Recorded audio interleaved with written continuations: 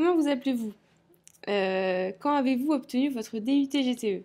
Donc, je m'appelle Marion Cotivi et j'ai eu mon DUT GTE en 2012. Et moi, je m'appelle Enora Breton et j'ai eu mon DUT en 2011, un an avant. Quel est votre métier actuel et dans quelle société? Alors, moi, je suis technicienne d'études HVAC en marine, dans le département marine, chez NG Exima. Et moi, je suis conseillère en énergie, donc pour les particuliers, chez Énergence, une association, une agence locale de l'énergie et du climat. Alors, qu'avez-vous fait après votre DUT GTE, études, emploi dans d'autres sociétés? Alors moi, j'ai fait une année de licence énergétique à la fac de Lorient. Et puis après, j'ai arrêté. Ça m'a pas plu plus que ça, et donc j'ai arrêté et j'ai cherché du travail. Et j'ai tout de suite été conseillère en énergie dans une autre association, mais tout de suite ce métier-là. Et donc, moi, j'ai arrêté aussi juste après le DUT. Je suis partie, j'ai été pendant 4 ans et demi, j'ai travaillé dans l'agroalimentaire. Et ensuite, là, ça fait 2 ans que du coup, je travaille dans la marine et que je travaille dans le conditionnement d'air sur les navires. En quoi consiste votre métier précisément? Alors, technicienne d'études. Alors, moi, mon métier consiste à recevoir un cahier des charges du client,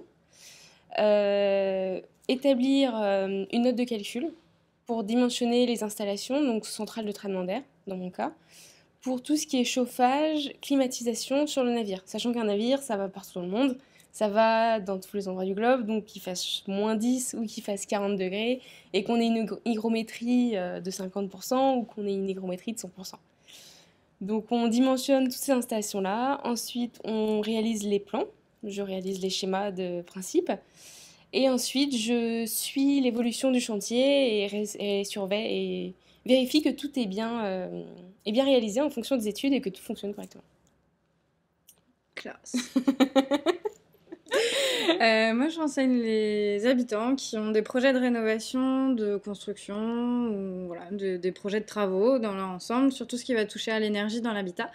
Du coup, les gens viennent nous voir pour avoir des conseils neutres, objectifs et gratuits. Et donc, l'idée, c'est de les aider voilà, à choisir par où commencer, est-ce qu'il faut faire de l'isolation, est-ce qu'il faut changer la chaudière, par quelle énergie, etc. Et puis, évidemment, le nerf de la guerre, aller trouver des financements pour payer ces travaux. Voilà, principalement. Alors, citez un ou deux points positifs de votre métier. Moi, j'aime bien le côté service, c'est-à-dire que c'est assimilé à un service public, c'est ce que je disais, neutre, objectif et gratuit, donc j'ai rien à vendre, et ça, c'est quand même très confortable. Moi, côté positif, c'est que je suis une partie du temps sur chantier, donc je suis pas toujours en bureau, ce qui est intéressant de pouvoir voir aussi ce qui est réalisé par rapport aux calculs et aux études que je peux faire. Question piège, citez un ou deux points négatifs de votre métier. Négatif, on va dire peut-être moi dans mon domaine où c'est des navires qui sont faits et la construction d'un navire c'est très très long. Donc au bout d'un moment ça peut peut-être sembler un peu long la phase étude qui peut durer jusqu'à 2-3 ans. Ça peut être assez long comparé à d'autres chantiers qui se déroulent rapidement et on passe vite à autre chose.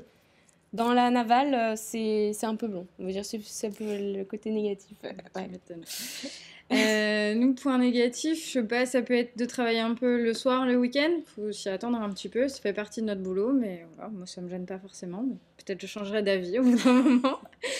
Et la reconnaissance, on dépend énormément des politiques pour nos financements, donc forcément d'un point de vue reconnaissance, c'est pas toujours ça. Que vous ont apporté les cours suivis à l'IUT? Les connaissances déjà pour comprendre ce qu'on fait.